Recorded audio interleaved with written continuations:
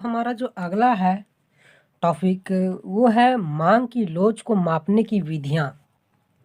जैसे हमने तो पिछले में मांग की लोच को जो प्रकार थे उन्हें समझा। 5 प्रकार के थे। कौन कौन से थे, उनके लिए क्या कंडीशन होता है, कब कौन सी मांग की लोच की प्रकार होती है या स्थिति होती है उसे समझा। उसके लिए सबों का अलग अलग कंडीशन था। इलास्टिसिटी ऑफ डिमांड अगर 1 से बड़ा है तो सापेक्षिक लोचदार मांग था। अगर इलास्टिसिटी ऑफ डिमांड 1 से छोटा है तो वह सापेक्षिक बेलोचदार मांग था। अगर इलास्टिसिटी ऑफ डिमांड 1 के बराबर है तो वह समलोचदार मांग था। अगर इलास्टिसिटी ऑफ डिमांड इन्फिनिटी के इक्वल है तो वह पूर्णतः बेलोचदार मांग था। अगर इलास्टिसिटी ऑफ डिमांड 0 के इक्वल है तो पूर्णतः बेलोचदार मांग था। तो ये 5 प्रकार थी, ठीक है। लेकिन अब हमारे यहाँ पर जो है इसे मापने की विधियाँ, आखिर कौन कौन सा मेथड है, कौन कौन सा तरीका है इसे मापने के। तो कहते हैं ना कि हमारे पास सिर्फ आलू है। क्या है? आलू है। और उससे हमें कई प्रकार की सब्जियां बनानी होती है। तो तरीके अलग अलग होते हैं बनाने के, मिक्स अलग अलग चीज़ होते हैं, लेकिन बातें क्या निकलती हैं कि बनानी क्या है? सब्जियां हैं। और बनती भी क्या है? सब्जियां हैं। लोग क्या करते हैं? उसे खाते ही हैं और कुछ नहीं करते ज़्यादा। चाहे इस चाहे आलू किसी और के साथ बनाए या फिर आलू को किसी और के साथ मिक्स करके बनाए, बनेगी सब्जियां और खाएंगे भी लोग उसे, ठीक है, चाहे जिसके साथ बने। तो वही बात रहती है, मांग की लोच को मापने की विधियां, सबसे एक ही बात निकलेगा, बट तरीका अपना अपना सब कोई का होगा, ठीक है। तो पहला हमारा है प्रतिशत अथवा अनुपातिक विधि, परसेंटेज और प्रोपोर्शनल मेथड, ठीक है। दूसरा है कुल व्यय विधि। क्या है? कुल व्यय विधि, टोटल आउटले मेथड, ठीक है। उसके बाद तीसरा है बिंदु या ज्यामिति विधि, बिंदु या ज्यामिति विधि, पॉइंट या ज्योमेट्रिक मेथड। और चौथा है चाप विधि, आर्क मेथड। ये आपके सिलेबस में नहीं है। क्या है? नहीं है, फिर भी जान लीजिए क्या है। तो हम एक एक करके सबों को समझेंगे, उनके फॉर्मूलों को जानेंगे, उनके तरीके क्या है, कौन कौन से मसाले का वो यूज करते हैं क्या। तो पहला है प्रतिशत अथवा अनुपातिक विधि। तो इसके लिए एक डेफिनेशन है। क्या कहता है? डेफिनेशन सुनिएगा। प्रतिशत अथवा अनुपातिक विधि से मांग की लोच ज्ञात करने के लिए मांग में होने वाले प्रतिशत परिवर्तन को कीमत में होने वाले प्रतिशत परिवर्तन से विभाजित किया जाता है। क्या किया जाता है? मांग में होने वाले कीमत परिवर्तन को मांग में होने वाले प्रतिशत परिवर्तन को क्या मांग में होने वाले प्रतिशत परिवर्तन किससे विभाजित किया जाता है? कीमत में होने वाले प्रतिशत परिवर्तन, कीमत में होने वाले प्रतिशत परिवर्तन, ठीक है। ये बात रहती है इसके लिए, यहाँ पे परिवर्तन है। यहाँ पे इलास्टिसिटी ऑफ डिमांड जब हम निकालेंगे तो इसके लिए फॉर्मूला देगा मांग में होने वाली प्रतिशत परिवर्तन बटे कीमत में होने वाली प्रतिशत परिवर्तन। तो मांग में होने वाले प्रतिशत परिवर्तन को कैसे लिखते हैं? मांग में परिवर्तन बट्टा प्रारंभिक मांग गुने 100। तो ये हो गया मांग में होने वाली प्रतिशत परिवर्तन, ठीक है। मांग में परिवर्तन बट्टा प्रारंभिक मांग, मांग में होने वाला प्रतिशत परिवर्तन, ये रह गया, ठीक है। अब इसी प्रकार कीमत में होने वाला प्रतिशत परिवर्तन, तो कीमत में परिवर्तन बट्टा प्रारंभिक मांग गुने 100। तो इस प्रकार से प्रतिशत को हम दिखाएंगे इलास्टिसिटी ऑफ डिमांड। तो अब इसके लिए देखिए, ये तो हमारा लॉन्ग हो गया। अब इसे शॉर्ट में हम लिखना चाहेंगे क्योंकि आप तो यूज करेंगे शॉर्ट। देखिए अब यहाँ पे elasticity of demand is equal to क्या हो जाएगा? डेल क्यू मांग में होने वाला प्रतिशत परिवर्तन, ये ऐसे लिखेंगे इसे, ठीक है। ये हो गया मांग में होने वाला प्रतिशत परिवर्तन को किससे विभाजित करेंगे? कीमत में होने वाला प्रतिशत परिवर्तन से। क्या है? कीमत में होने वाला, प्राइस में होने वाला प्रतिशत परिवर्तन। तो ये रह गया। अब देखिए ये कैंसल आउट हो जाएंगे, उसके बाद क्या मिलेंगे, del Q upon Q divide into multiply, ये ऊपर चला जाएगा प्राइस और नीचे क्या हो जाएगा, प्राइस में परिवर्तन, ये मिल जाएगा इलास्टिसिटी ऑफ डिमांड का फार्मूला हमें। तो ये कहीं ना कहीं फार्मूला जो हमें पिछले देखा था, पिछले में वही फार्मूला आ जाता है, क्या वही आ जाता है, क्योंकि ये 100 जो होते हैं ना वो कट जाते हैं। तो इस प्रकार से हम प्रतिशत अथवा अनुपातिक विधि से मांग की लोच निकाल सकते हैं। ठीक है, तो ये तो रहा इजी, और ये वही रहा जो हमने पिछले में किया था, बस यहाँ पे 100 जो मल्टीप्लाई हुए वो एक्स्ट्रा में आते हैं, लेकिन वो बाद में कट ही जाते हैं, क्या होते हैं यहाँ पे कट जाते हैं। तो ये प्रतिशत का ये विधि रहा, ये तरीका रहा जो कि हमने पिछले में देखा था, सेम वही कंडीशन रहा। अब क्या सवाल कर देगा आपके एग्जामिनेशन में कि मांग की लोच को निकालने की किसी एक विधि की या फिर प्रतिशत विधि की व्याख्या करें। तो आपको ना ये करना है, सबसे पहले मांग की लोच को लिखना है। यहाँ पे मांग की लोच को किस विधि से आप कर रहे हैं, किस विधि को आप डिफाइन कर रहे हैं, तो प्रतिशत अथवा अनुपातिक विधि, कोई ना कोई एक विधि दे देगा आपके एग्जामिनेशन में। तो पहले लिखना है कि प्रतिशत अथवा अनुपातिक विधि से मांग की लोच ज्ञात करने के लिए मांग में होने वाला प्रतिशत परिवर्तन को विभाजित किया जाता है कीमत में होने वाले प्रतिशत परिवर्तन से। यहाँ तक लिखना है, ठीक है। उसके बाद इसको इस तरह से दिखाना है, वहाँ डिफरेंशियल में पहले इसको लिख लेना है, मांग में होने वाले प्रतिशत परिवर्तन को जब कीमत में होने वाले प्रतिशत परिवर्तन से विभाजित किया जाता है तो प्रतिशत विधि द्वारा मांग की लोच मापी जाती है। ठीक है, उसके बाद इसको लिखना है, ये डेफिनेशन में जो लिखा है उसी को फॉर्मूले में लिखना है। उसके बाद यहाँ पे इसको और थोड़ा डिराइव करना है, वेरीफाई करना है। मांग में होने वाले प्रतिशत परिवर्तन को लिखेंगे मांग में परिवर्तन गुने बटे प्रारंभिक मांग गुने 100। ठीक है, उसके बाद इसको भी डिराइव करना है, कीमत में होने वाले परिवर्तन बटा प्रारंभिक मांग गुना 100। तो मांग में परिवर्तन क्या, डेल क्यू रहेगा, क्या हो जाएगा, डेल क्यू, मांग में परिवर्तन डेल क्यू बटे प्रारंभिक मांग क्यू गुने 100। मांग में कीमत में परिवर्तन डेल पी बटा प्रारंभिक मांग पी, प्रारंभिक कीमत पी और गुने 100। तो यहाँ पे यहाँ तक आपको करना है, क्या होना है, आपके अच्छे मार्क्स के लिए आपको यहाँ तक सॉल्व करना है, तब आपको एक अच्छा मार्क्स और आपके सवाल पूरे अच्छे से कंप्लीट होंगे। ठीक है, तो ये हमारा प्रतिशत मेथड रहा। अब जो अगला हमारा है वो क्या है, कुल व्यय विधि। ठीक है, तो कुल व्यय विधि को सीखते हैं, आखिर कैसे कुल व्यय विधि द्वारा मांग की लोच को मापा जाता है। ठीक है, तो ये देखिए दूसरा जो हमारा है मांग की लोच की मापने की विधियों में कुल व्यय विधि, टोटल आउटले मेथड। तो इस विधि से हम मांग की लोच कैसे निकालते हैं या फिर उसकी गणना कैसे करते हैं, तो इसके लिए एक डिफरेंशिएशन जो है वो सुनते हैं पहले, उसके बाद करेंगे। ठीक है, इसे एग्जाम्पल से करने से ज़्यादा समझ में आएगा। क्या, कुल व्यय विधि द्वारा मांग की लोच ज्ञात करने के लिए वस्तु की कीमत को मांग की मात्रा से गुणा करके कुल व्यय ज्ञात किया जाता है तथा कुल व्यय की प्रवृत्ति के आधार पर मांग की लोच ज्ञात की जाती है। देखिए क्या कह रहा है यहाँ पे, थोड़ा हम लिख लेते हैं पहले, उसके बाद वीडियो ऑन करेंगे। गाना बज रहा है, शादी हो रही है। तो यहाँ पे क्या करना है ना, आपकी जो प्राइस है और जो डिमांड है उसको क्या करना है, उसके मदद से आपको कुल व्यय को निकालना है। किसको निकालना है, कुल व्यय को। तो मान लीजिए आपका प्राइस 10 है तो, और उस समय आपका डिमांड क्या है 1, तो आपका कुल व्यय क्या हो जाएगा 10 रुपये का। मान लीजिए जब आपका प्राइस 9 था और डिमांड क्या था 2, तो इस समय आपका कुल व्यय कितना हो जाएगा 18 रुपये। ठीक है, मान लीजिए जब आपका प्राइस 8 था, डिमांड 3 था, तो इस समय आपका कुल व्यय क्या हो जाएगा 8 का 16 की 24 रुपये। ठीक है, मान लीजिए जब आपका डिमांड 7 था और कुल व्यय 4 था, तो इस समय आपका मान लीजिए आपका प्राइस जो है 7 रुपये है और डिमांड क्या है 4 है, तो इस समय आपका जो कुल व्यय हो जाएगा वो क्या हो जाएगा 28 रुपये। ठीक है, अब मान लीजिए जब आपका प्राइस 6 था तो आपका डिमांड क्या रहा 5 रहा, तो इस समय आपका कुल व्यय 30 हो जाएगा। जब मान लीजिए आपका प्राइस 5 है, डिमांड 6 है, तो इस समय आपका कुल व्यय 30 हो जाएगा। जब आपका प्राइस 4 है तो डिमांड क्या है 7 है, तो इस समय आपका कुल व्यय क्या हो जाएगा 28 हो जाएगा। जब आपका प्राइस 3 है, डिमांड 8 है, ठीक है, यहाँ पे देखिए जब आपका प्राइस 3 है तो डिमांड 8 है, तो इस समय आपका कुल व्यय क्या हो जाएगा 24 रुपये हो जाएंगे। जब आपका डिमांड 2 है, प्राइस 2 है आपके वस्तु की और डिमांड 9 है, तो इस समय आपका कुल व्यय 18 रुपया हो जाएगा। जब डिमांड प्राइस 1 रुपये है तो डिमांड 10 है, तो इस समय आपका कुल व्यय क्या हो जाएगा इसका 10 रुपये हो जाएगा। तो इस प्रकार से डिमांड जैसे जैसे प्राइस घट रहा है वैसे वैसे डिमांड बढ़ रहा है, ये तो नियम लागू हो रहा है यहाँ पे।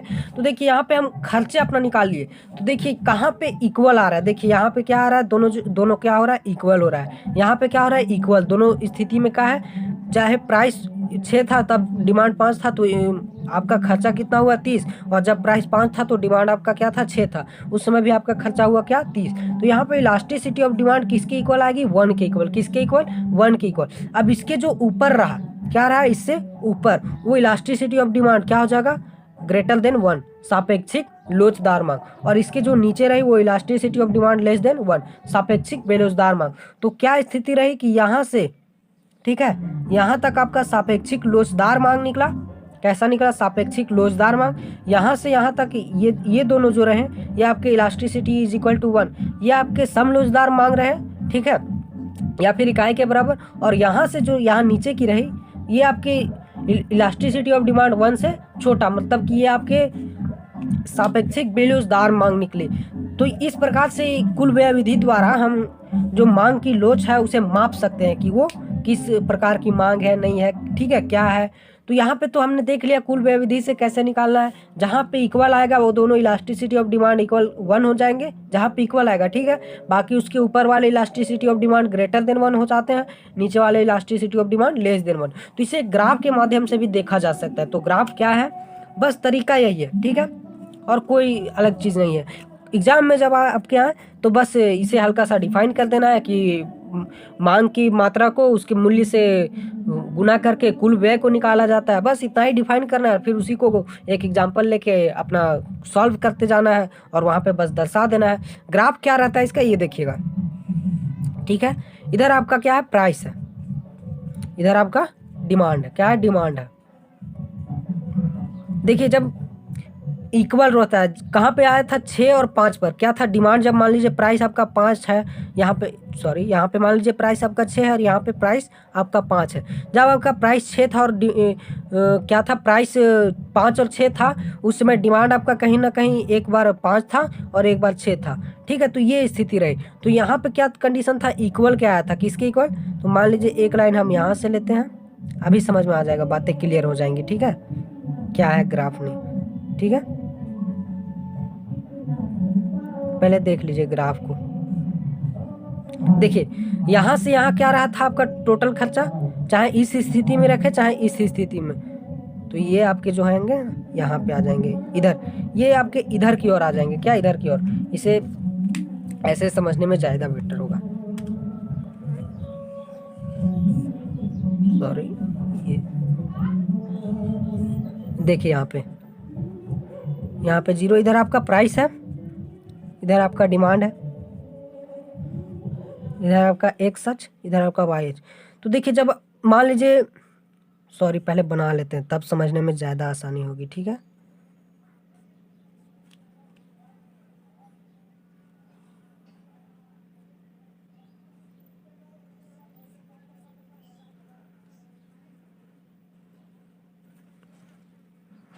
नहीं बन रहा उतना अच्छा से।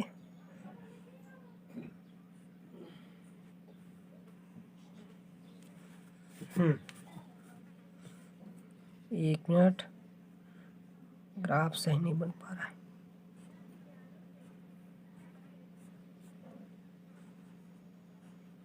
ये रहे।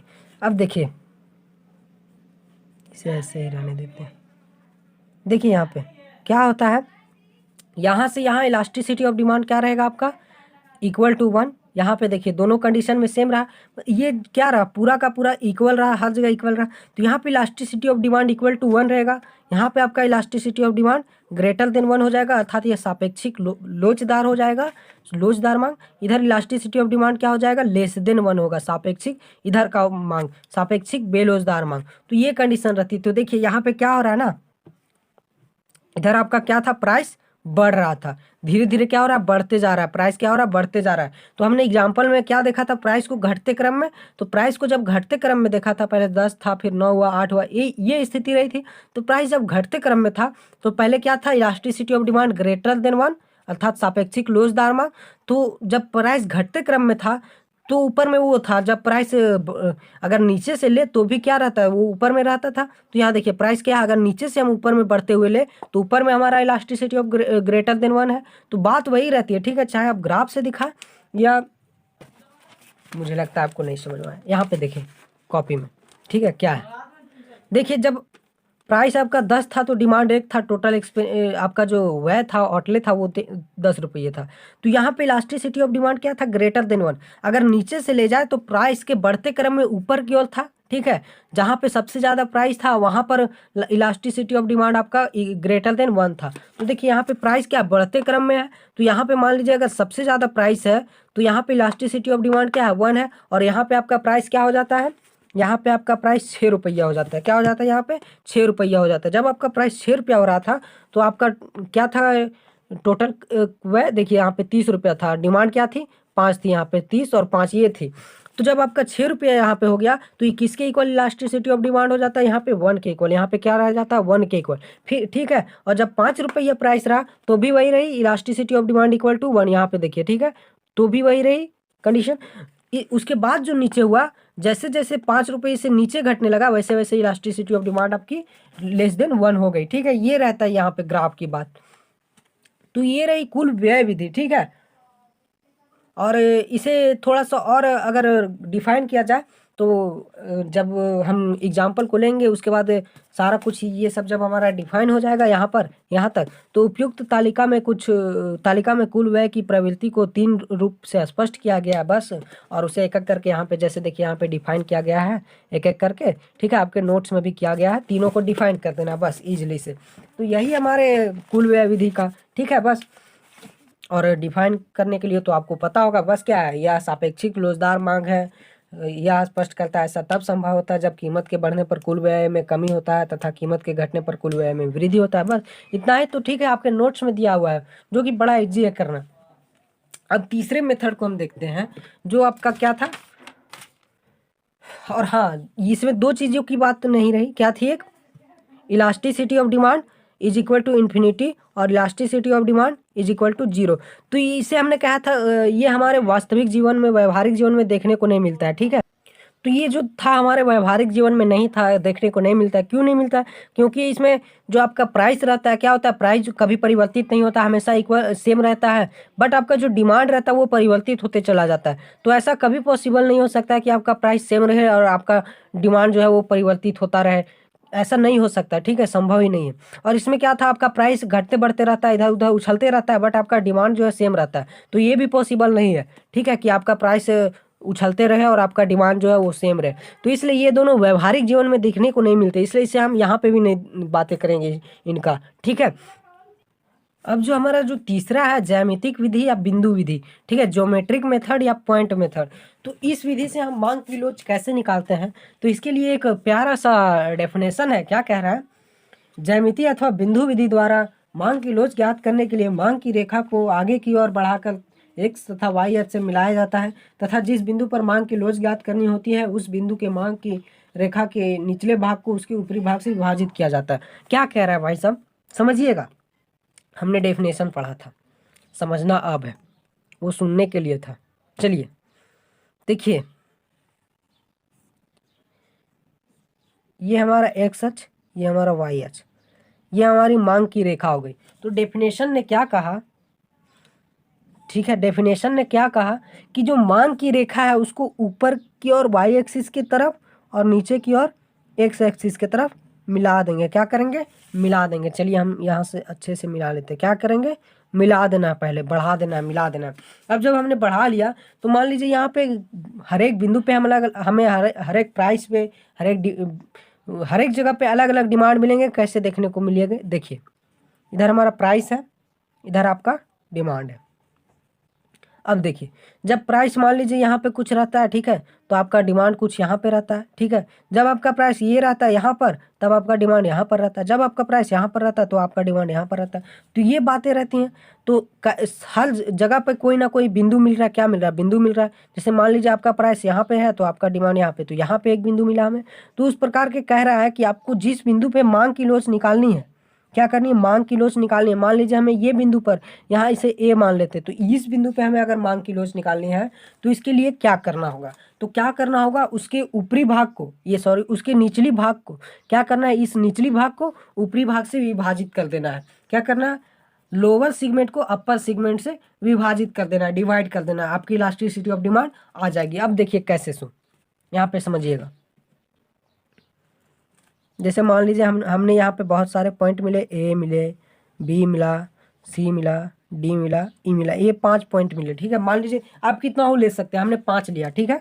अब इसकी टोटल जो लंबाई है उसे हम क्या मान लेते हैं, 5 सेंटीमीटर हमने माना, आप कुछ भी मान सकते हैं। क्या मान लिया हमने, इसकी टोटल लंबाई क्या है, 5 सेंटीमीटर है।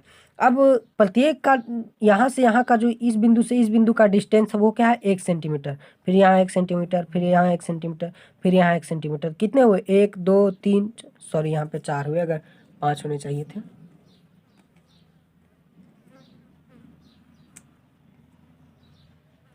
चलिए कोई दिक्कत नहीं, इसे हम 4 कर देते हैं। ये हमारा ई है, इसे 4 सेंटीमीटर, ये क्या है हमारा 4 सेंटीमीटर है, कोई दिक्कत।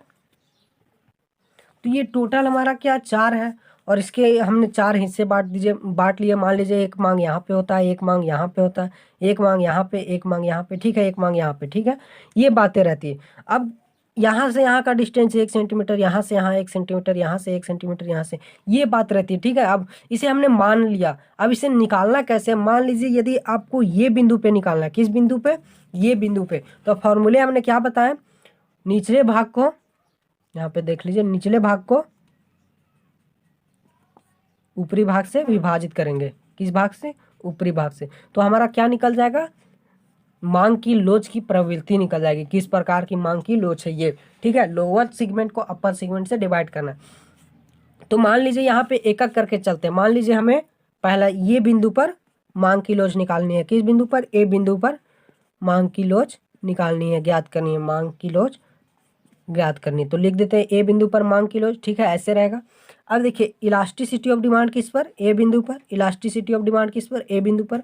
क्या हो जाएगा, देखिए हमारा क्या है, इलास्टिसिटी ऑफ डिमांड निकालना है, तो फॉर्मूला क्या है, निचले भाग।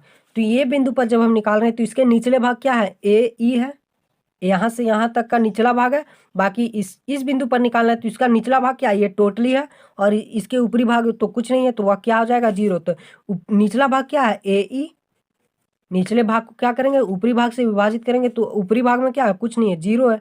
तो यहाँ पे क्या आया, इलास्टिसिटी ऑफ डिमांड 0।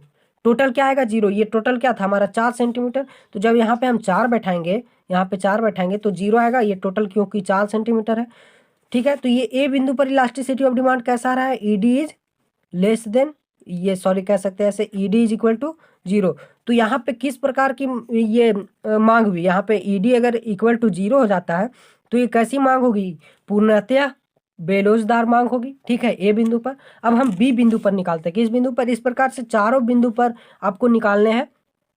आप खुद से अपना एग्जाम्पल ले सकते हैं। तो चलिए अब बी बिंदु पर हम ऐसे लिख देते हैं शॉर्ट में, बी बिंदु पर मांग की लोच, ठीक है, समझ जाइएगा, बी बिंदु पर मांग की लोच, ठीक है, ये लिख देते हैं हमने, यहाँ पे मांग है। अब क्या हो जाएगा, देखिए इलास्टिसिटी ऑफ डिमांड किस पर, बी बिंदु पर। तो निचली भाग को ऊपरी भाग से फिर से विभाजित करेंगे, तो बी बिंदु का निचली भाग कौन है, यहाँ पे बी बिंदु है, यहाँ का निचली भाग देखिए बी ई, टोटल है बी ई, क्या है बी ई। तो बी ई डिवाइडेड बाय किससे होगा, यहाँ पे ऊपरी भाग बी ए या फिर ए बी, तो ए बी है या बी ए है, कुछ भी लिख सकते हैं। तो बी ई हमारा कितना है, देखिए यहाँ से बी ई 1 2 3 सेंटीमीटर और ए बी 4 सेंटीमीटर, तो 3/4, ये सॉरी 3/1, सॉरी ये 1 सेंटीमीटर है ना, यहाँ से यहाँ तक 1 सेंटीमीटर, ए भी हमारा 1 सेंटीमीटर। तो जब इसको डिवाइड करेंगे तो ये क्या आएगा, ग्रेटर देन 1 आएगा, ई डी इज ग्रेटर देन 1 आएगा, क्या आएगा, ग्रेटर देन 1। तो यहाँ पे कैसा मांग हो जाएगा, ये E D is greater than 1, ये किस प्रकार का, सापेक्षिक लोचदार मांग होगा, क्या होगा, सापेक्षिक लोचदार मांग होगा बी बिंदु पर। अब सी बिंदु पर चलिए हम निकालते हैं, सी बिंदु पर, ठीक है, ये बिंदु का मतलब बिंदु ही समझिएगा यहाँ पे, सी बिंदु पर, ये ठीक है, सी बिंदु पर मांग की लोच, ठीक है, इसे निकालते हैं, सी बिंदु पर मांग की लोच।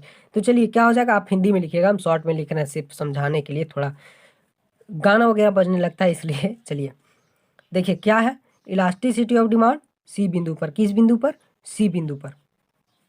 तो क्या हो जाएगा, निचले भाग को फिर से ऊपरी भाग से, तो ये सी बिंदु हमारा यहाँ, तो यहाँ का निचला भाग क्या है, ये टोटली है, ठीक है, टोटली, तो सी ई है, टोटल क्या है सी ई, और ये हमारा 2 सेंटीमीटर यहाँ से यहाँ, तो इसे सी लिखने के बजाय हम डायरेक्ट शॉर्ट में 2 लिखते हैं, ठीक है। और ऊपरी भाग क्या हो जाएगा, ए सी क्या हो जाएगा, ए सी, ये भी कितना है 1 और 2, 2 सेंटीमीटर है, क्या है 2 सेंटीमीटर। तो ये टोटली कट के क्या E D is equal to क्या आ जाएगा, 1 आ जाएगा। क्या ये 1 के बराबर आएगा ना, तो इलास्टिसिटी ऑफ डिमांड यहाँ पे कितना आया 1। तो ये E D is equal to क्या हो जाएगा 1। ये कैसा होगा, समलोचदार या इकाई के बराबर मांग होगा। क्या होगा, इकाई के बराबर मांग होगा। ये यहाँ पे रहा। तो इस तरह से प्रत्येक बिंदु पर हमें मांग की लोच की जो प्रवृत्ति है वो मिलती जा रही है। उस प्रकार से डी बिंदु पर भी मिल जाएंगे, ई बिंदु पर भी मिल जाएंगे। तो क्या मिलेंगे, डी बिंदु पर देखिएगा, यहाँ शॉर्ट में फिर से करते हैं डी बिंदु पर, यहाँ पे क्या डी बिंदु पर, ठीक है। तो डी बिंदु पर क्या हो जाएंगे, यहाँ से यहाँ तक 1 सेंटीमीटर, तो इलास्टिसिटी ऑफ डिमांड डी बिंदु पर, तो यहाँ से यहाँ 1 सेंटीमीटर, शॉर्ट में लेते 1 सेंटीमीटर, बाकी ऊपर तो 3 सेंटीमीटर रहेगा। तो ये क्या आ जाएगा, elasticity of demand, elasticity of demand less than 1, 1 से ये छोटा आएगा जब डिवाइड करेंगे तो ये किस प्रकार का, यहाँ पे elasticity of demand less than 1 ये मिलेगा हमें। तो ये कैसा होगा, सापेक्षिक बेलोचदार मांग होगा। कैसा मांग होगा, सापेक्षिक बेलोचदार मांग। अब ई बिंदु पर, तो ई बिंदु पर क्या हो जाएगा, देखिएगा ई बिंदु पर, ठीक है। तो इलास्टिसिटी ऑफ डिमांड ई बिंदु पर, तो ई बिंदु पर देखिए ऊपरी भाग कितना है 4 सेंटीमीटर, यहाँ से यहाँ तक का टोटल भाग कितना है 4 सेंटीमीटर, यहाँ से यहाँ तक का टोटल भाग ए ई है या फिर ई है 4 सेंटीमीटर, और नीचे क्या है 0, तो 4/0 ये किसके इक्वल आता है, इन्फिनिटी के इक्वल। क्या ये कभी डिवाइड हो पाएगा जी, नहीं, ये इन्फिनिटी के इक्वल आएगा। तो इलास्टिसिटी ऑफ डिमांड यहाँ क्या आया, इन्फिनिटी के बराबर। इलास्टिसिटी ऑफ डिमांड क्या मिला हमें, D is equal to infinity. तो ये कैसा हो गया, पूर्णतः बेलोचदार मांग। तो ये विधि रहती है मांग की, जो लोच की, ये ज्यामिति विधि द्वारा मांग की लोच निकालने की विधि, ठीक है। बस इसे एक एक बिंदु को आपको डिफाइन करना जिस प्रकार आपके नोट्स में किया हुआ है, ठीक है। आप वहां से देख सकते हैं, वहां पे अच्छे से किया हुआ है, हमने यहाँ समझाया आपको, क्या किया, समझाया। और उम्मीद है मुझे कि आप समझ पाए होंगे बातों को। अब लास्ट हमारा है चाप विधि या आर्क मेथड। कौन सा मेथड, चाप विधि या आर्क मेथड, ठीक है। और जिस प्रकार आपके नोट्स में है आपको उसी प्रकार से बातों को करना है। और ये जो चाप विधि है या फिर आर्क मेथड है, इसके लिए कोई बड़ी बात नहीं है मांग की लोच निकालने के लिए। इसके लिए आपका एक फार्मूला है, क्या है, फार्मूला है, क्या है फार्मूला, इलास्टिसिटी ऑफ डिमांड निकालने की। बस ये छोटा चीज़ है, इसलिए हमने इसे पढ़ाना उचित समझा, और साथ ही ये आपके सिलेबस में नहीं है, ठीक है। तो ये क्या है, प्रारंभिक मांग को जब द्वितीय मांग से, क्या द्वितीय मांग से विभाजित करेंगे, बटा जब प्रारंभिक मांग को द्वितीय मांग से ऐड करेंगे, प्लस जब प्रारंभिक मूल्य को द्वितीय मूल्य से डिवाइड करेंगे, और जब प्रारंभिक मूल्य को द्वितीय मूल्य से ऐड करेंगे। बस यही फार्मूला है इलास्टिसिटी ऑफ डिमांड निकालने का। ये आपका प्रारंभिक मूल्य रहा, ये आपका दूसरा मूल्य रहा। जैसे मान लीजिए आपने पहले में 10 रुपया, फिर दूसरे में 20 रुपया खर्च किया, तो ये आपका 10 रुपया और ये आपका 20 रुपया, ठीक है। ये फार्मूला बनता है इसके लिए। बस यही आपका जो है चाप विधि है, ठीक है। तो इसे कह सकते हैं कि ये आपका प्रारंभिक मांग है, सॉरी ये प्रारंभिक क्या मांग है, हमने मूल्य कहा था, ये आपका प्रारंभिक मांग है और ये आपका प्रारंभिक मूल्य है, ठीक है। और ये जो आपका है ये परिवर्तन, मांग में क्या परिवर्तन हुआ वो है परिवर्तन। कहने का मतलब जब आपका मांग 20 था, फिर क्या हो गया 30 था, दोबारा में क्या हुआ 30 हो गया। तो ये आपका 30 है, शुरुआत में 20 था, दूसरे में क्या हो गया 30 हुआ, तो ये आपका 30 है। प्रारंभिक में आपका प्राइस मान लीजिए 10 था, फिर क्या हो गया 20 हो गया, तो ये आपका 20 है। क्या है 20 है, ये नहीं कि ये दोनों के बीच का अंतर है। बस उसी प्रकार से इसे ऐड कर देंगे। यहाँ पे नीचे भी वही बात रहती है, यहाँ पे घटा देना है ये दोनों को, यहाँ पे ये दोनों को घटाना, यहाँ पे ये दोनों को ऐड कर देना। ये हमने ये एग्जाम्पल लिया, और ये चाप विधि का फॉर्मूला रहता है। बस इसके लिए एक डेफिनेशन क्या है, चाप विधि मूल्य परिवर्तन के फलस्वरूप मांग के रेखा के दो बिंदुओं के मध्य औसत लोच की माप करते हैं, ठीक है। ये तो छोटी सी बात रहती है। चाप विधि मूल्य परिवर्तन के फलस्वरूप मांग के रेखा के दो बिंदुओं के मध्य औसत लोच की माप करती है। तो चाप विधि जो रहती है ना, मूल्य परिवर्तन के फलस्वरूप जब आपका मूल्य में परिवर्तन हो जाता है, तो दो बिंदुओं के बीच के क्या होता है, औसत के माप को मापता है। क्या करता है, औसत के तरीकों से मापा जा सकता है। तो यही आपका औसत जो है, ये दोनों के बीच का दो बिंदु आपका रहा। एक मान लीजिए, जैसे यहाँ पे बिंदु कहने का मतलब ये देखिए, जब आपका प्राइस पी था तब आपका डिमांड ये था, जब आपका प्राइस P1 हो गया, घट गया या बढ़ गया, तब आपका प्राइस क्या हो गया, Q1 हो गया, ठीक है, ये बातें रहती। तो ये दो बिंदु रहे ना, तो वही दो बिंदु के बीच के औसत रहा, क्या रहा, औसत रहा। औसत को किए, उसके बाद चाप विधि से हम मांग की लोच को निकालेंगे, ठीक है, इलास्टिक। तो यहाँ पे जब आप कुछ कीजिएगा तो ये कहीं ना कहीं elasticity of demand greater than 1 आएगा, elasticity of demand equal to 1 आएगा, elasticity of demand less than 1 आएगा। तो ये बातें आएंगी, ठीक है, जब आप इसे सॉल्व कीजिएगा इस विधि से। तो जब आपके पास सवाल आए तो आप उसे कई तरीकों से, ये 4 तरीके, 4 मेथड से यूज करके सॉल्व कर सकते हैं सवालों को, ठीक है। तो यहाँ पे आपके जो एग्जामिनेशन के पर्पज से रहते हैं, तो इन विधियों पे सवाल लगाने के तो नहीं मिलते, बट आपको इसी विधि को डिफाइन करने को मिल जाता है कि कुल व्यय विधि को डिफाइन कीजिए, ठीक है। तो आप डिफाइन कर सकते हैं इजी से, और इसमें ज़्यादा भाषा वगैरह लिखने की ज़रूरत नहीं होती है। जो आपने किया है, मैथमेटिकली कार्य किया है, बस उसी पे आपको अच्छे अंक मिलने की चांस रहते हैं, ठीक है। तो आपका जो नोट्स में लिखा हुआ है आप उसे पढ़ें, अच्छे से ध्यान से करें। और जो है लास्ट टॉपिक हमारा क्या है, लास्ट टॉपिक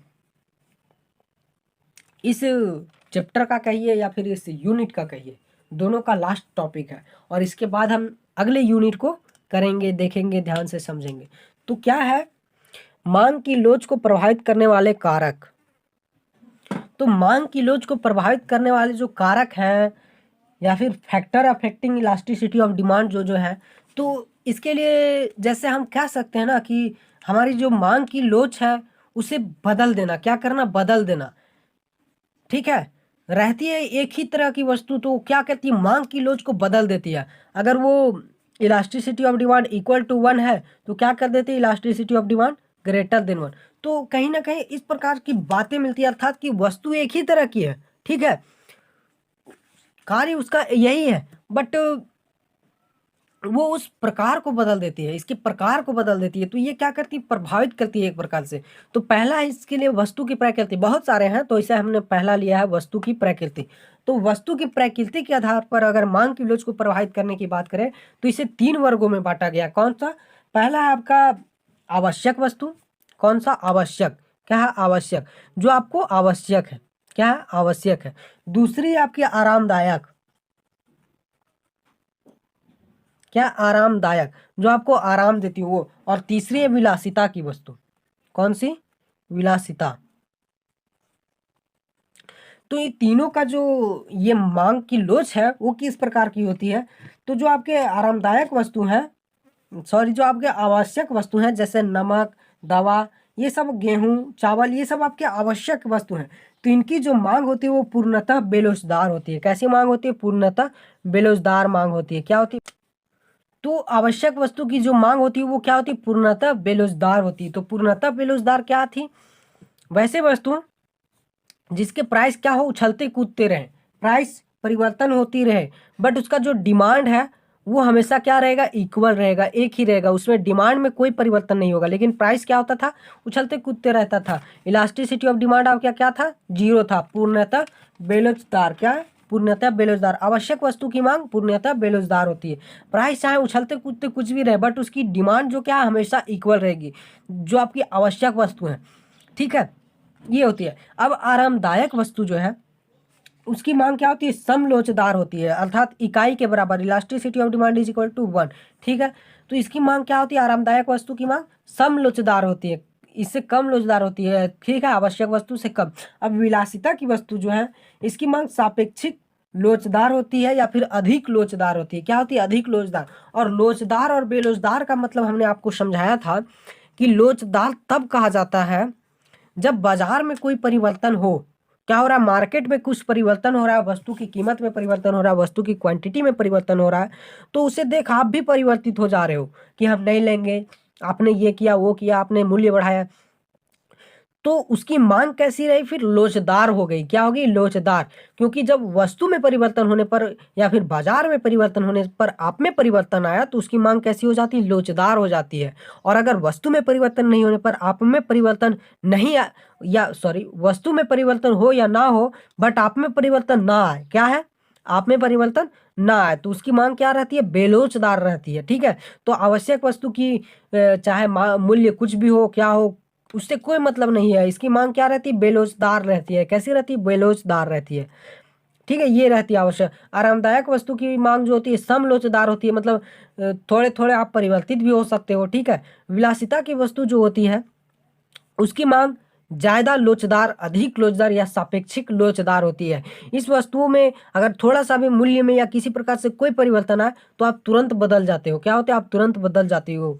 ठीक है, तो ये आप खुद से रिलेट करके देखो, वास्तविकता से मिला कर देखो, तो आपको ये सब बातें मिलेंगी। ठीक है, तो ये सारे जो है मांग की लोच को प्रभावित करने वाले कारक रहते हैं, कारक बने फिरते हैं। ठीक है, जैसे विलासिता की वस्तु की हमने बात की कभी कभी, तो विलासिता की जो वस्तु होती हैं कभी कभी ऐसी वो बन जाती है, वो भी आवश्यक का रूप ले लेती है। ठीक है, आरामदायक वस्तु जो है वो भी आवश्यक का रूप लेती है। तो ये क्या मांग की प्रकृति को बदल दे रही है ना। अगर आरामदायक वस्तु आवश्यक वस्तु में बदल जा रही है तो क्या हो रहा है, वहां पे मांग की प्रकृति बदल जा रही है। ठीक है, ये होता है कंडीशन, तो इसलिए ये प्रभावित करने वाले कारक बन जाते हैं। अब दूसरा जो है प्रतिस्थापक वस्तु, तो प्रतिस्थापक वस्तु या स्थानापन्न वस्तु, तो इनकी जो मांग होती है, मांग की लोच होती है, ये क्या होती है, अधिक लोचता, ये सॉरी वैसी वस्तु जिसकी प्रतिस्थापक वस्तु बाजार में उपलब्ध होती है। अगर प्रतिस्थापक वस्तु बाजार में उपलब्ध रहती है किसी का, तो उसकी मांग अधिक लोचदार होती है। जैसे चाय और कॉफी दोनों बाजार में उपलब्ध है, तो ये एक दूसरे के प्रतिस्थापक वस्तु हैं, तो इसकी मांग अधिक लोचदार होती है। अगर किसी में चाय के मूल्य में अगर किसी प्रकार से परिवर्तन हुआ तो लोग कॉफी की ओर ढल जाएंगे, लोगों में भी परिवर्तन हो जाएगा। तो इसकी मांग क्या होती है, अधिक लोचदार होती है प्रतिस्थापक वस्तु की मांग। जबकि जिसकी प्रतिस्थापक वस्तु बाजार में उपलब्ध नहीं होती है उसकी मांग कम लोचदार होती है, सापेक्षिक बेलोचदार। और जिसकी प्रतिस्थापक वस्तु बाजार में नहीं है तो उसकी मांग क्या होगी, कम लोचदार होगी। अर्थात कि जो जिस वस्तु की ये कहे तो प्रतिस्थापक वस्तु नहीं है बाजार में, एक दूसरे के प्रति एक दूसरे की जगह पे यूज होने वाली वस्तु नहीं है बाजार में, तो उसकी मांग कम लोचदार होगी, अर्थात सापेक्षिक बेलोचदार हो जाती है। क्या हो जाती है, बेलोचदार। और कभी कभी ऐसा हो जाता है कि चाय और कॉफ़ी दो चीज़ तो रहते हैं, लेकिन क्या होता है, कॉफ़ी है ही नहीं मार्केट में, क्या हो गया, कॉफ़ी ख़त्म हो गया, तो लोगों को मजबूरी में चाय ही पीना पड़ता है। तो ऐसे स्थिति में क्या होता है ना कि जो मांग की लोच होती है, मांग की लोच की जो प्रकृति होती है वो बदल जाती है। क्या होती है, बदल जाती है। यहाँ पे सापेक्षिक बेलोचदार लोचदार होती है क्या, यहाँ पे क्या होता है, सापेक्षिक लोचदार होता है। इलास्टिसिटी ऑफ डिमांड क्या होता है, ग्रेटर देन वन। सापेक्षिक लोचदार तुरंत जल्दी बदलने वाला, लोगों में परिवर्तित हो जाता है तुरंत। बट अगर कॉफी मार्केट में खत्म हो जाए तो फिर उन्हें चाय की ओर ढलना पड़ेगा, किसकी ओर, चाय की ओर ढलना पड़ेगा। तो यहाँ पे क्या हो गई, फिर से उसकी मांग बेलोचदार हो गई, ये होती है। तो ये प्रभावित करते हैं मांग के कारक को। ठीक है, तीसरा जो है व्यय का स्तर, तो ये कहता है ना कि कोई उपभोक्ता है जिन वस्तुओं पर अपनी आय का ज्यादा हिस्सा खर्च करता है तो उनकी मांग अधिक लोचदार होती है, और जिन वस्तुओं पर अपना आय का कम हिस्सा खर्चा करता है या फिर कम भाग खर्चा करता है उनकी मांग कम लोचदार होती है। तो ये कैसे, अगर आपकी आय 20,000 है, क्या है 20,000, एग्जाम्पल से समझिए, और इकाई दानी सैकड़ा हज़ार 10,000, ठीक है, ये आपकी 20,000 आय है, और आपने अगर 10,000 रुपये खाने पीने में खर्च किए तो इसकी मांग क्या होगी, ये 10,000 रुपये जो आपने खाने पीने में खर्च किए उसकी मांग क्या होगी, व्यय के स्तर के रूप में ये ज़्यादा लोचदार होगी। क्या होगी, ज़्यादा लोचदार होगी, क्योंकि इस पे आप ज़्यादा पैसे खर्च कर रहे हो, इसकी आपकी इन पैसों की आपको ज़्यादा फिक्र होगी, इन खाने पीने पे आपके ज़्यादा पैसे खर्च हो रहे हैं सबसे ज़्यादा, तो इसकी मांग क्या होगी, लोचदार। अगर तनिक भी क्वांटिटी में किसी प्रकार से बदलाव हुआ कीमत में तो आप खुद परिवर्तित हो जाओगे, तो इसकी मांग ज़्यादा लोचदार होती है। और जो सस्ती होती है जिस पे आप और टोटली जीवन में और 10,000 खर्च करते हो, मान लो 5,000 बचा के रखे हो और 5,000 मात्र खर्च कर रहे हो, 10,000 जो बचा उसमें, ठीक है, 10,000 तो खाने पीने में खर्च कर दिए। तो इनकी जो मांग होती है क्या होती है, जो जिस पे आप कम आय खर्च करते हैं, जैसे 5,000 आपने बचा के सेव किए और 5,000 फिर से जो खर्च किए, 20,000 में अगर 10,000 खाने पीने पे खर्च हुए तो 10,000 बचे, 10,000 में 5,000 आपने सेव करके रख लिए और 5,000 और अदर चीज़ों पे खर्च करते हो, तो इनकी जो मांग होती है वो कम लोचदार होती है, क्योंकि आप सोचते हो अरे यार सस्ती है, चलो जो भी है ठीक है, क्या है ले लेते हैं, आप में उसमें उतना ज़्यादा परिवर्तन नहीं आता। तो ये व्यय का स्तर इस प्रकार से प्रभावित करता है। ठीक है, अब जो आय का स्तर है चौथा नंबर, तो ये किस प्रकार से प्रभावित करता है। मान लीजिए कि बहुत सारे लोग अमीर है, बहुत सारे लोग गरीब है, तो जो अमीर है उनके लिए कोई भी वस्तु को लेना बड़ा ईज़ी होगा, बड़ा आसान होगा। तो उनके लिए माँग कैसी रहेगी? बेलोज़दार रहेगी, क्योंकि उनके पास पैसे हों तो वो आसानी से खरीद लेंगे, चाहे वस्तु कैसी हो ना हो, उनसे उसे कोई प्रॉब्लम नहीं है, ठीक है? वो खरीद लेंगे। पर गरीबों के लिए क्या रहेगी कि हाँ भाई, हम अगर वो 5,000 का सामान लेना चाहेंगे तो कहेंगे हम 5,000 खर्चे कर रहे हैं, तो उसके लिए हमें पूरा जानना सुनना, कितनी तरह के बातों को पहले उसके बारे में जान लेंगे, उस वस्तु के बारे में, तब खरीदेंगे। अगर कहीं भी एक प्रकार से फ़ॉल्ट लगा तो वो तुरंत बदल जाएँगे। तो उनके लिए क्या होता है ना, जो आय का स्तर होता है वो यहाँ पे गरीबों के लिए क्या होता है, लोचदार होता है, सापेक्षिक लोचदार होता है, क्योंकि अगर हल्का सा भी फ़ॉल्ट पकड़े तो वो बदल सकते हैं खुद को। लेकिन अमीर क्या होते हैं, ले लेते हैं, क्या करते हैं, ले लेते हैं। ये स्थिति रहती है आय का स्तर। तो ये जो हमारा है उपभोग की स्थगत, ठीक है? तो ये क्या कहता है कि जैसे देखिए, उपभोग की जो स्थगत है उसका अर्थ क्या है कि मतलब वस्तुओं के उपभोग को रोक देना, छोड़ देना वस्तु के उपभोग को। तो बात ये रहती है कि जिन वस्तुओं के उपभोग को स्थगित किया जाता है तो उनकी मांग अधिक लोचदार होती है, और जिन वस्तुओं के उपभोग को स्थगित नहीं किया जाता उनकी मांग कम लोचदार होती है। कैसे समझिएगा? मान लीजिए एक व्यक्ति है, उसके पास पहले से 2-3 ऊनी कपड़े हैं, वो ठंडे का मौसम है और पहले से व्यक्ति के पास 2-3 ऊनी कपड़े हैं। तो अगर फिर से वो चाहे कि नहीं, अब हमें थोड़ा और अच्छे ऊनी कपड़े की ज़रूरत है, महँगे, कि हम अच्छे पहनेंगे अच्छा दिखने के लिए, और कहीं उसे पता चला कि मार्केट में रेट बढ़ गई है, तो क्या करेगा, इस समय उसकी माँग को स्थगित कर देगा, रोक देगा। क्या करेगा? उसकी उपभोग को रोक देगा, उस स्थिति को स्थगित कर देगा उसे उपभोग करने से। तो उसमें व्यक्ति में क्या हुआ? परिवर्तन हुआ बाज़ार को देखकर। क्या हुआ? बाज़ार को देखकर परिवर्तन हुआ। तो ये सापेक्षिक लोचदार अधिक लोचदार रहती है। और अगर मान लीजिए ऐसा कुछ ना हो, अगर वो अच्छा दिखने के लिए पहन ले, खरीद ले, अगर कोई जैसे देखिए, हाँ, जैसे हमने कहा था कि उपभोग की स्थगित, जिन वस्तुओं के उपभोग को स्थगित किया जा सकता है, जैसे कि हमने ऊनी कपड़े की बात कही, तो पहले से है और फिर वो खरीदना चाहता है अच्छे दिखने के लिए, बट प्राइस ज़्यादा है जिसके कारण वो खरीद नहीं पा रहा है। तो वो क्या किया है ना, इस वस्तु के उपभोग को स्थगित कर दिया। तो इसकी मांग क्या हुई? सापेक्षिक लोचदार अधिक लोचदार हुई, क्योंकि मांग क्या हुई? स्थगित हो गई। तो व्यक्ति में परिवर्तन हुआ, व्यक्ति में परिवर्तन लोचदार होता है। अब जिनकी मांग को स्थगित नहीं किया जा सकता तो उनके लिए क्या, वो तो बेलोचदार होगी या कम लोचदार होगी। कहने का मतलब, अगर आपके पास ऊनी कपड़े पहले से ही ना हो और आपको ज़रूरी हैं, आप इसे रोक नहीं सकते, तो क्या इनकी मांग क्या होगी? कम लोचदार होगी या फिर सापेक्षिक बेलोचदार होगी। ये रहती है मांग की लोच को प्रभावित करने वाले कारक। तो इस तरह के और बहुत सारे हैं, आपके किताब में दिए हुए हैं। आपके 2-3-4 पॉइंट अगर आपने लिख दिए तो काफ़ी अच्छा है एग्जामिनेशन में। और इसी के साथ आपका जो यूनिट है वो समाप्त होता है। भले ही हमने लास्ट में इस यूनिट को ख़त्म करने के लिए थोड़ा फास्ट या थोड़ा रफ्तार को पकड़ा, बट आप समझने का प्रयास करेंगे। हमने अभी थोड़ा रफ्तार में चला इस लेक्चर में, ताकि जल्दी से यूनिट को ख़त्म किया जाए, ठीक है? और प्रॉब्लम होता है तो आप हमसे डायरेक्ट कांटेक्ट भी कर सकते हैं, कोई दिक्कत नहीं है। और जिनके पास ना हो वो हमारे व्हाट्सएप ग्रुप डिस्क्रिप्शन में दिया हुआ है लिंक, उसका वहाँ से ऐड हो सकते हैं और नोट्स ले सकते हैं, ठीक है? तो अगले वीडियोज़ में यूनिट 3 को करने से पहले हम वो सारी बातों को जान लेंगे जिसे हमने इस यूनिट में किया। एक बार रिवाइज कर लेंगे। क्या करेंगे? रिवाइज। 10-15 मिनट का समय रहेगा, उसमें अच्छे से रिवाइज कर लेंगे, ठीक है? तो रिवीजन करने के बाद बड़ा अच्छा, बड़ा मज़ेदार होता चलाएगा। तो ठीक है, मिलते हैं अब रिवीजन क्लास में। चलिए, धन्यवाद। फिर यूनिट 3 और यूनिट 4 को करेंगे, उसके बाद आपका जो VST है वो ख़त्म हो जाएगा।